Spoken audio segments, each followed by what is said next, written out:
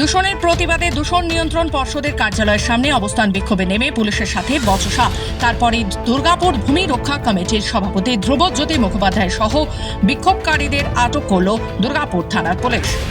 চরম উত্তেজনা। দুর্গাপুর ভূমি রক্ষা কমিটির সভাপতি ধ্রুবজ্যোতি মুখোপাধ্যায়ের অভিযোগ, হন্ডাল ডিভিসির ছাইয়ে ডাকছে গোপাল মাঠ এলাকা।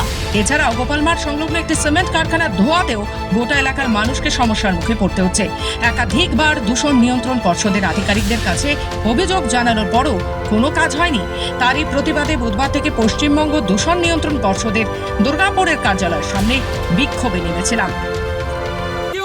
বলছে কোনো অনুমতি নেওয়া হয়নি। আমরা পুলিশকে ইনফরমেশন দিয়েছি, মেল করে পুলিশকে ইনফরমেশন দিয়েছি, পরিষদ দপ্তরকে ইনফরমেশন দিয়েছি। সম্পূর্ণ মিথ্যা কথা বলে মেল দেখে দিতে পারি যে আমরা ইনফরমেশন দিচ্ছি।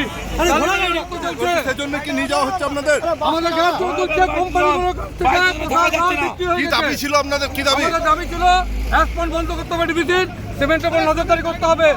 প্রশাসন পুরোপুরি সম্পূর্ণভাবে কোম্পানি দেখা বিক্রি হয়ে গেছে, ওই জন্য প্রশাসন